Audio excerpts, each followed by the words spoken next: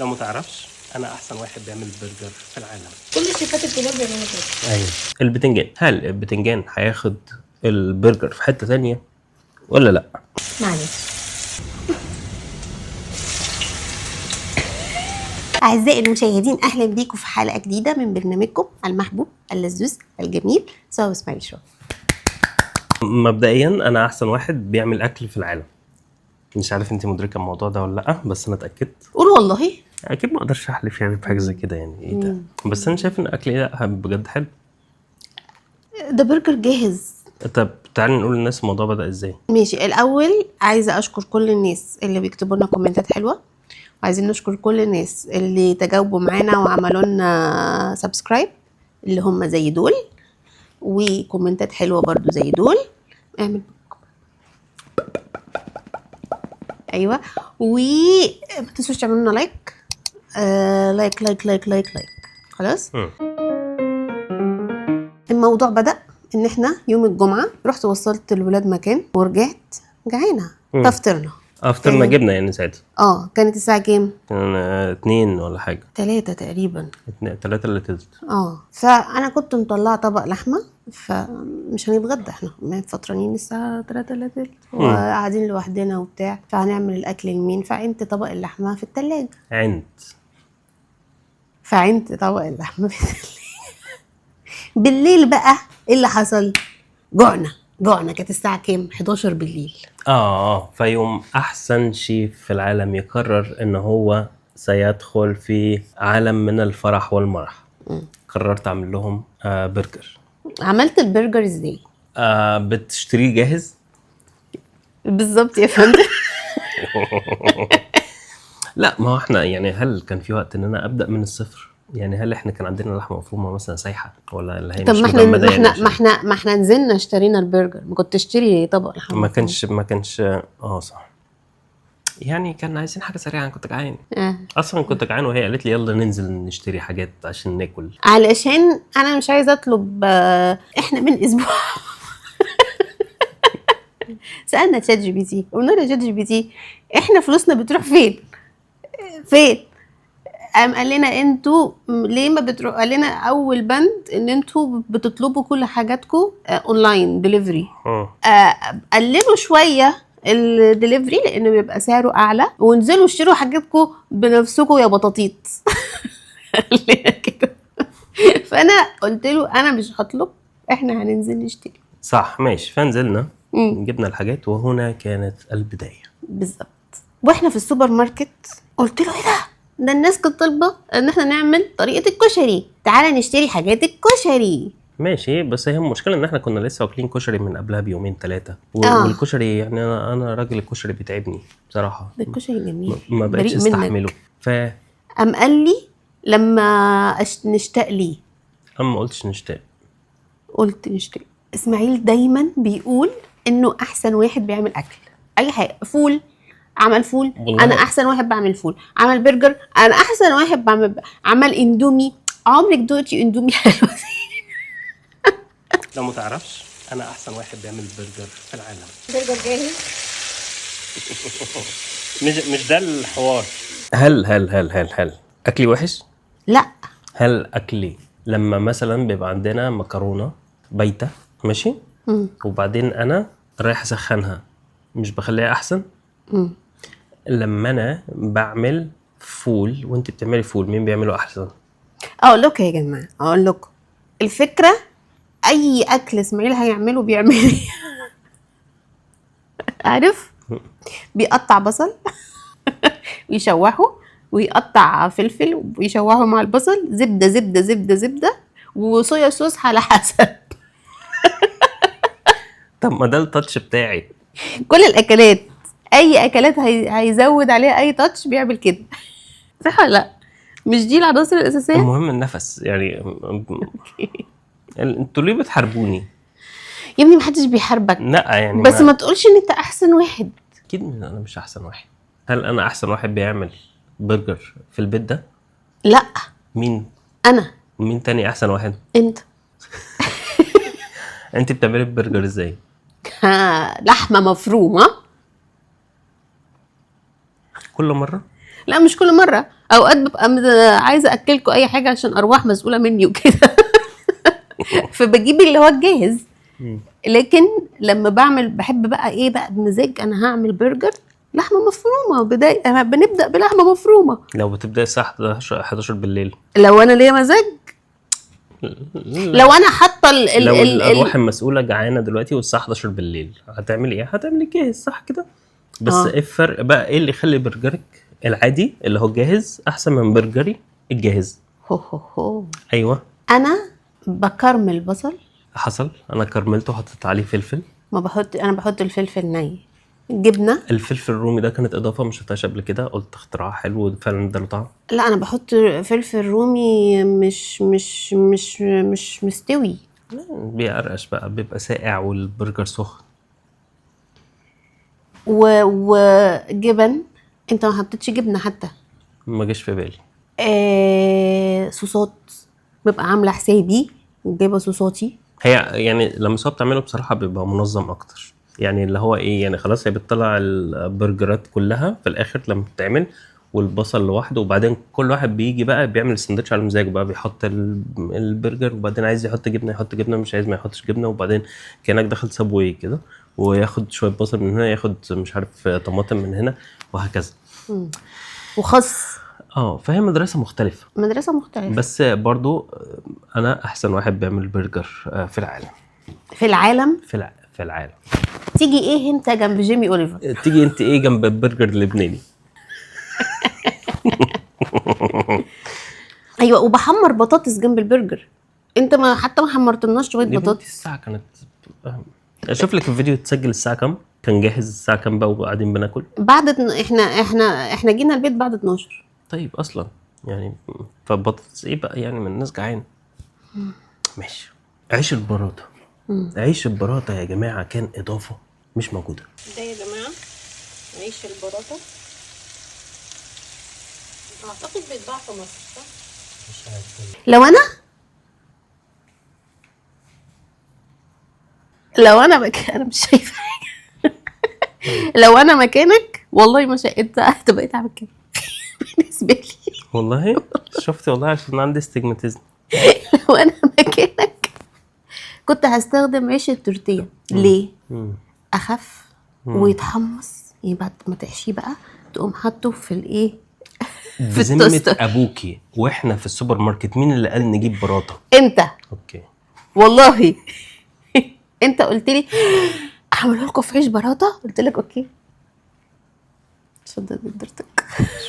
الفكره دي برضو زودنا عليها حاجه ترندنج الفتره دي، بس نغطي البرجر عشان يفضل سخن معانا لحد الاخر.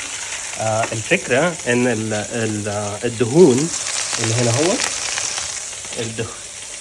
الدهون دي بعد ما تاخد بقى من طعم البرجر والبرجر ياخد من طعمها، هنحط فيها الخضروات دي. ده بتنجان وبصل وفلفل، وبعدين هنشوف مع بعض وهنجرب النهارده. هنحط البتنجان عشان نشوف فعلا هل البرجر بياخد البتنجان في حته ثانيه. البتنجان اللي بياخد البرجر. هل البتنجان بياخد البرجر في حته ثانيه ولا لا؟ البتنجان هل البتنجان هياخد البرجر في حته ثانيه ولا لا؟ ما تيجي نشوف في اخر الفيديو. في اخر الفيديو بقى يعني كملوا عشان نشوف هيوديه في حته ثانيه ولا لا. بس احنا بالفعل جبنا بتنجانيه كانت حلوه قوي، مع ان شكلها البتنجانيه نفسها كانت حلوه، لان احنا معظم البتنجان اللي بنجيبه بيكون مبذر في بذر كتير علشان يعني، وزنها تقيل بطلبه مش احنا اللي بنروح نختاره. طيب ما المفروض بقى ايه بقى نختار الزبده بقى اللي اتحطت على البرجر وهو بيتشوح كده في الزبده. هل فرقت في الطعم؟ لا. ده يا حضرات مثال للناس اللي ما عندهاش تذوق. والله ما عندها التست بادز ولا اقول لك فرقت في ايه؟ سعرات. حسيتي بالسعرات وهي حسيت بتتسعر؟ هي بتخش. والله فرق، انا مش متاكد بس تقريبا. حسيت بخدودي وهي بتكبر. والله طب كان شكلها حلو على الاقل. يعني اللي يتفرج على الفيديو هيحس ان انا راجل محترف. دخلت زبده على البتاع وبعدين ابتدت تسيح كده على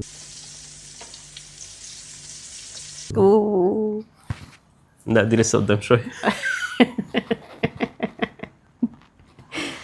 الحته اللي انا بعملها دي دلوقتي ملهاش اي لازمه، بس هي بتحسسكم ان انا محترف يعني. كل الشيفات الكبار بيعملوا كده. ايوه. هو المفروض بنحط البصل الاول، لان البصل بياخد سوا اكتر من الفلفل. هنا في نفس الطاسه اللي احنا طلعنا منها الهمبرجر، ايه مش عاجبك ولا ايه؟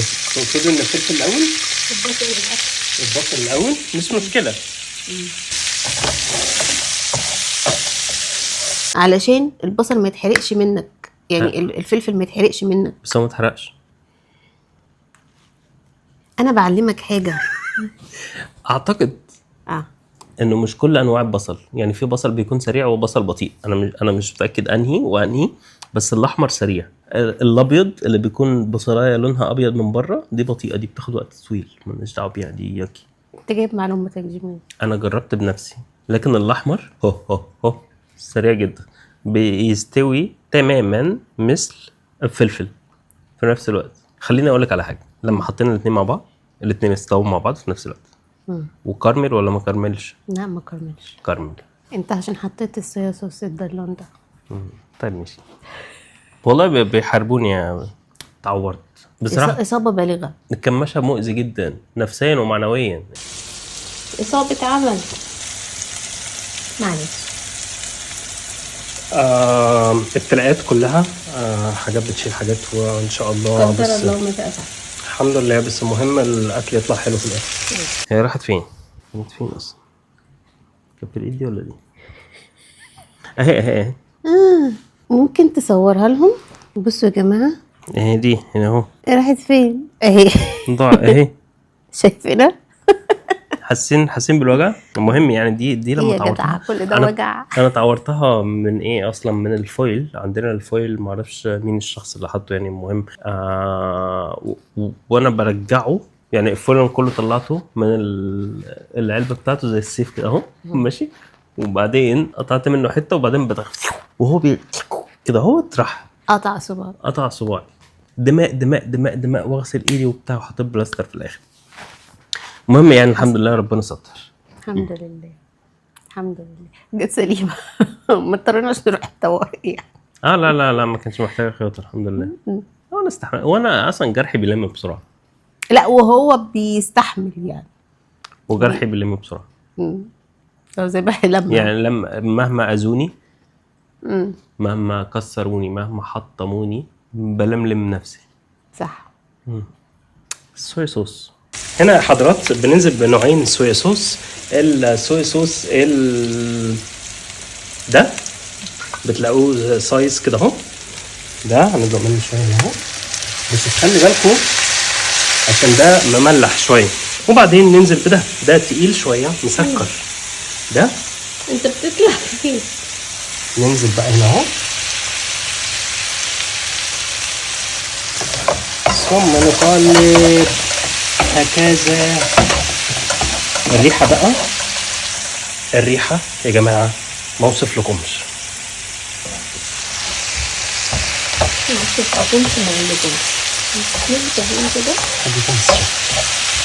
تالي خلاص كده ننزل بالبتنجان. شكله حلو قوي كده. خلاص ننزل بالبتنجان فين؟ في حتة تانية. ايوه البتنجان فعلا لازم ينزل في حتة تانية مش هنا. طيب هنقلب بتنجان. ننزل بالبتنجان بتاعي في قلب الطاسة بتاعتي. البتنجان بيصغر بعد ما بيتقلي برضه؟ لا ماشي. ليه بقى صويا صوص؟ والله بيفرق، مش عارف بيفرق في ايه، بس بيدي طعم حلو قوي. بداية ايه فرق الانواع في الصويا صوص؟ في النوع التقيل والنوع الخفيف. ايوه. النوع التقيل بيكون عليه سكر، لكن التاني ملح. ده اللي بيتقله يعني السكر يعني. بس الاثنين معمولين من الصويا. ولكن هذا خفيف وهذا ثقيل، هذا فيه سكر وهذا فيه ملح. البتاعة دي معوجة.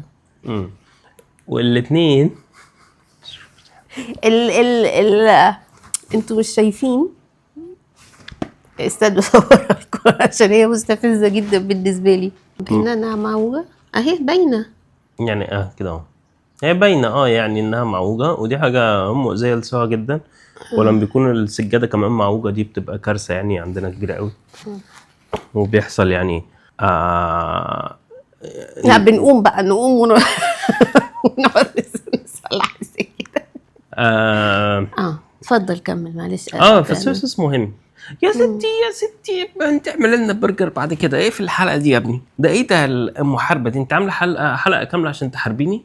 انا مش بحاربك، انا بناقشك. دي مناقشه الدكتوراه بتاعتك، علشان بعد كده لما تخش المطبخ تعرف ان الله حق. لا يبقى نبقى واثقين فيك بقى. وبعدين انا يعني عايزه كل الناس لحد اخر الفيديو تتفرجوا لحد اخر الفيديو وتشوفوا المطبخ هيوصل لفين، مراحل تقذير المطبخ. تقذير جاي من القذاره. وبعدين نسي يحط فلفل حراق، بس ادعيت ايه؟ ان انت قاصد، بس انت نسيت. عارف انت نسيت ايه؟ تحط فلفل حراق. ما انا لا فكرت ان ممكن عشان الاطفال وكده هنحط في الاخر الصوص بتاعنا لو عايزين نحط. لا انت نسيت بصراحه نسيت. ما فرقش. هل بقى بيفرق في الطعم فلفل الحراق نفسه؟ هو اي حاجه انا ما حطيتهاش بتفرق في الطعم، اي حاجه انا حطيتها ما بتفرقش في الطعم. ماشي. ده ايه ده؟ والله ده والله بيفرق. طب ما الصوص بتفرق. امال ايه؟ الصويا صوص بتفرق. ماشي، انا ما قلتش ان هي ما فرقتش، بس انا بقول لك ليه بتحطها على كل حاجه في حياتك. امال سايب. محط اللي انا عايز احطه يا جدع في ايه؟ لما المره الجايه اسال شات جي بي تي على مصاريفنا هقول له ان انت تستهلك كميات مهوله من الصويا صوص. والله. طب انت شفت انا حطيت قد ايه؟ ما كانش كتير والله. هل الصويا صوص خدت البرجر في حته ثانيه؟ هي فرقت في الطعم، يعني البصل والفلفل مع الصويا صوص ادوا طعم. الحمد لله. ماشي يا ست. حقل يعني حقانيه. انا حقانيه. من مراحل التقذير اللي قلنا عليها، خدتوا بالكم من البصلايه اللي بتقع على البوتاجاز؟ ايه دي؟ ليه حزينه كده على البوتاجاز؟ انا متعور يا جماعه، عندي اصابه شديده والبصلايه كانت وقت، فخفت ان ايدي المجروحه تاخد البصله السخنه وتتلسع وتبقى لسعه كانت هتطهرها لك. معلش. هي كانت وقعت من بدري، انت ما كنتش واخده بالك، بس انت خدت بالك لما انا شلت الطاسه. لا انا خدت بالي من وانت بتحط في الطاسه او البصلايه بتقع. هل الحته دي اتصورت؟ هنشوف، مش فاكره طبعا، ولكن انا سكت واستحملت واحتسبت عند الله. بس ايه رايك في اختياري للتفاح؟ تفاح ده ايه؟ اسكتلندي؟ لا ده صيني. صيني؟ بس صغير زي بس جميل والله شكله. ندوقه بقى كده. حلو والله. والله مسكر ولا مزز؟ الاثنين. سحن. التفاح كان حاجه، هو زي ما تقول كده ايه، تراديشن يعني ايه. مش عارفه. المهم التفاح ده حاجه كده ثابته في كل فيديوهات الطبخ انا بتاعتي. بحاول مش لاقيه المعنى. المهم التفاح حاجه ثابته في كل فيديوهات الطبخ بتاعتنا. لو تفتكروا كان في الحلقه اللي عملنا فيها، مش فاكر كنا عملنا فيها ايه، كان فيها تفاح نيوزيلندي. والمره دي بالصدفه يظهر التفاح الصيني من خلف الكواليس. بس والله كان طعمه حلو، والله صغنن كده وجميل. جميل والله، مسكر ومزز. احنا نسيناه. لا نجيب. فكان حلو قوي، كانت اضافه جميله وشكرا جدا. وانا كنت ممكن بقى يجي لي فكره انت تحط التفاح مع متخيله والله العظيم كان هيكرمل مع البصل والبتاع. والله العظيم كان هيفرق، كان ممكن يبقى حلو والله. ولكن انت مش مبتكر. نقول ايه؟ انا مش مبتكر. ايه البتنجان طلع بيصغر في الطاسه عادي. في اول الحلقه في اول البتاع لما حطيت البتنجان، مش انا قلت لك البتنجان بيصغر ولا لا؟ قلت لي ما بيصغرش. صغر. المشاكل بقى عندكم. انا البتنجان بيصغر يعني. انت داخله فين؟ كفايه ولا ايه؟ كفايه بيتحرق. البتنجان مش بيصغر والله، بيصغر. صغر يا حضرات قدامكم في الفيديو. انت حرقته عشان كده صغر كش. تلاقي اي حاجه هتحرق هتصغر، صح؟ مش البتنجان ده بيكون فيه ميه ماشي، فبيصغر ما هو مكان الميه بيخش زيت، امال هو اللي بيبقى بزيت. يعني. فهو بيطلع ميه وبياخد زيت فبيفضل في حجمه. خدتوا بالكم بقى وهو بيشيل البتنجان بيشيله ازاي؟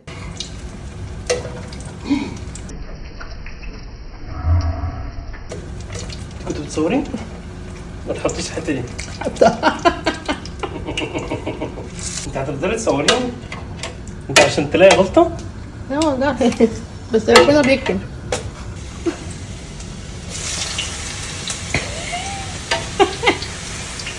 طبعا كان هيتزحلق دلوقتي انا عشان لابس شراب وعلشان بهدلت المطبخ زيت. الزيت بيجيب زحلقه. في حته في البوتاجاز ما توسختش وحته على الارض ما توسختش. المهم النتيجه والله. وهدومه نفسها بقت مزيته. انا جوزي بيجي لي بعد الشغل مزيت. كان معانا فريده طفله بريئه. البنت غلطت وقالت له انا جعانه. ليه تحط لها بتنجان في الساندوتش؟ هل احنا لسه جربناه؟ مش يمكن يطلع وحش. ما يمكن يطلع حلو. سؤال بقى دلوقتي لفريده اللي كلت البرجر بالبتنجان، هل البتنجان خد البرجر في حته تانية؟ يعني خد البرجر في حته ثانيه. يعني حسيتي ان البتنجان خلى البرجر فظيع؟ another level يعني. I don't think الحتة اللي أنا أخدتها كان فيها بتنجان. قلت لك مش هتاخد بالها. وده اخر واحد خلاص. حاول أعلم تعمله غيره. ده اهم سندوتش. ده مين اللي هياخده ده؟ انا. ماشي يا ستي. نسيت اوريكم الصوص ده يا جماعه. طبعا انا بعتذر ان ايدي متبهدله كده. الصوص ده جميل قوي. انت اللي هتاخديه صح؟ كفايه؟ ما هي لو ما كانش عجبها ما كانتش هتاكل. ما كملتوش. ليه بقى؟ ما اعرفش، بس هي قالت انها ما حسيتش بالبتنجان اصلا. وقالت انا شبعت. هي اصلا ما كانتش جعانه. ولا هي ما عجبهاش الساندوتش؟ والله قالت حلو بس هكمله بكره، وعدى بكره وعدى بعده. بالظبط. انا جوعت بالظبط. والله جوعت. انا مشكلتي ان الكميات دي بقى لما اتحطت في البراطه طلع صغير، مش بالحجم اللي انا توقعتها اكبر من كده، فوهي بتتلف كانت صعبه قوي في لفها. فاللي بيمسك السندوتش في بقى دلاديق بتتدلدق، وفي حاجات بتطلع من فوق، في فلفلايه كده كانت طالعه من البتاع. ده انا كان عندي مشكله في الموضوع ده الحقيقه.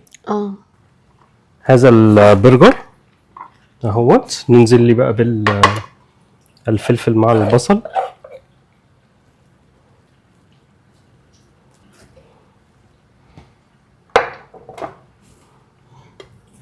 بتنجانه،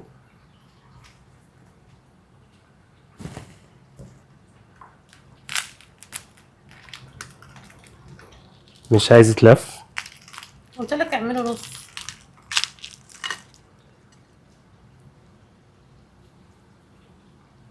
دوقي والله.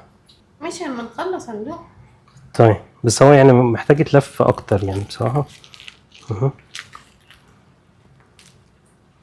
حلو. هو اختيار البراطه كان سيء. قبلها بيومين كنا عاملين عيش بلدي.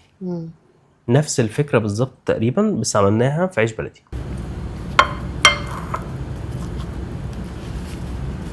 ماشي. ما هذا الجمال يا جماعه. عايز اقول لكم ان احسن 2 بيعملوا برجر في العالم واحد بس انا. انت عارف برضو العيش اللي يبقى حلو ايه؟ اللي هو بتاع الطعميه الصغير ده. والله صح. والله ممكن برضو في كايزر يبقى حلو، بس احنا كنا بنحاول نجدد يعني. بس بجد في العيش البلدي كان احسن حاجه كنا فيها البتاع. حقيقي كان حلو في العيش البلدي. لما كان في العيش البلدي كان مدي شويه كانه زي الكباب البوسني كده. في مطعم هنا اسمه البيت البوسني تقريبا، او الكباب البوسني، موجود في القاره العالميه وموجود في دبي هيلز مول. تقريبا البيت البوسني. بيعمل يا جدعان برجر رهيب. يعني هو عنده مدور وعنده اللي هي صوابع زي الكفته تقريبا، نفس الخلطه نفس اللحمه. بس احنا مره جربنا المدور تقريبا بيبقى رقيق. فما عجبناش زي الصوابع. لكن في الحلقه اللي احنا كنا جربنا فيها احسن كفته في دبي، كان بيت البوسني كان من احسنهم. بصراحه كان حلو قوي، كان في عيش شبه العيش البلدي بتاعنا. كان يعني يعتبر يعني هو ما بين الابيض والبلدي، يعني ما فيهوش رده. ما فيهوش رده بس يعني نفس شوية. السمك تقريبا. فكان حلو. ايه رايك بقى في الطعم في الاخر؟ هو حلو، بس انا لسه ما جاليش بتنجان بيضيع. بس حلو يعني البرجر مع الحاجات المكرمله طعمها حلو. انا مش حاسه بالبتنجان خالص، يعني ما بيودوش في حته ثانيه؟ لا. طعمه بيروح في الرجلين؟ لا حلو. البتنجان اخد البرجر في حته تانية بجد؟ والله اداله طعمه حلو. والله هو طعمه كان حلو. انا في الاول ما حسيتش بالبتنجان تقريبا، ان انت ما كنتش حاطط بتنجان زياده، بس انا هو جبت عشان صغير. هنقول اوكي. جبت انا بقى بتنجان من متحمر واكلته جنب الساندوتش ده بقى كانه بطاطس. كان حلو. يعني بصراحه كان والله نفسي الناس كلها اللي بتتفرج علينا نعزمهم ويدوقوا والله اكلي. انا حسيت بالبتنجان دلوقتي، والبتنجان فعلا اخد البرجر في حته ثانيه. فشكرا جدا لاستاذ جيار اللي ساعدنا على هذه الطريقه. بجد جامد قوي، بجد جامد قوي قوي قوي. يعني سيبك يعني من البتنجان يعني والفكره بتاعت البتنجان، بس اسطوري اسطوري. بص والله اسطوري. ايه ده والله ما هذا الجمال. والله انا جامد قوي يا جدعان والله. وفي ناس بتهد مش بتبني، لا، في ناس بتفضل تدفن في موهبتك عشان هي بس اللي تظهر. ده انا ليه يا ابني؟ انا مش كل يوم بقول لك قوم اعمل لنا الاكل؟ انت عشان مش عايز تقومي، مش عشان الاكل حلو. لا بس انا واثقه فيك يعني انا هقول لك قوم اعمل الاكل وانا مش واثقه فيك. بص بجد والله فعلا. بس عشان اقول حاجه بس صراحه او حاجه يعني عشان اكون امين معاكم، انا ما بعرفش اعمل اكل. بس هي الفكره ان انا لما بعمل اكل بحاول ابتكر فيه، عشان انا ما عنديش خلفيه اصلا الاكل ده بيتعمل ازاي. فمش يعني دماغي مش متقفله في اتجاه واحد، فتلاقيني دايما ببتكر حاجات اللي هو مثلا ليه ما نعملش مثلا مكرونه بشاميل مثلا بس بدل المكرونه نحط رز مثلا. او فاكره الخلطه بتاعه اللي انت عملتيها كانت حلوه، اللي هي اللي كانت فاهيتا الفراخ، فقلت لك طب تعالي نجربها في اللحمه، فهنجيب لحمه متقطعه ونعملها بنفس الطريقه دي. ان هي في افكار بتجيلي انا مش بفكر في قالب واحد، انا بحس عشان انا مش فاهم اي حاجه اصلا، مش فاهم ايه ينفع مع ايه، فبالنسبه لي اي حاجه هتنفع فبجرب. بس كل الحاجات اللي بعملها بتطلع حلوه. غريبه. وما بتطلبش مساعدتي خالص؟ بطلب طبعا، ما بقولك عشان انا مش فاهم حاجه، فدايما مثلا بقول مثلا يعني زي ايه مثلا بطلب مساعدتك في ايه مش لاقي حاجه طبعا. لا اللي هي الحاجات اللي بتبقى اساسيه اللي ما ينفعش ما فيهاش اختراع. يعني مثلا الرز مثلا، لو انا بعمل رز مش فاكر عملت رز قبل كده ولا لا، بس مثلا لو هعمل رز هسالها مثلا مقابل كل كوبايه رز مثلا قد ايه ميه، عشان انا مش فاهم دي، ولو اتعملت غلط هيبوظ. لكن مثلا كتوابل او كسمنه ولا زيت ولا زبده ولا مش عارف ايه انا هقعد اخترع بقى. لكن في الاساسي عشان ما يعجنش مثلا لا هسالك في الحاجات الاساسيه يعني عشان انت فاهمه يعني. شكرا. اي وقت. بس كده. هو في الاخر بصراحه الساندوتش كان حلو. فكره لطيفه، تجربه جديده. تديله كام من 10؟ 8. طب بذمتك لو كان داخل في مقارنه مع كذا مطعم في دبي بيعمل برجر، بس لو مش براطه، لو كان في عيش بلدي، لو كان في عيش بلدي كان ممكن يكسب.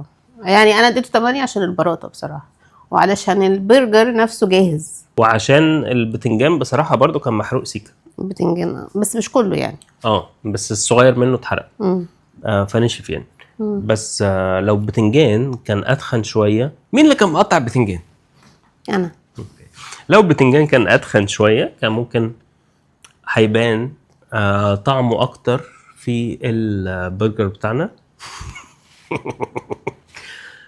بس والله شكرا جدا لكم على هذه ما تنسوش تعملوا لايك، بجد اللايك بيفرق أو يا جماعه يعني علشان الفيديو الناس تشوفه يعني.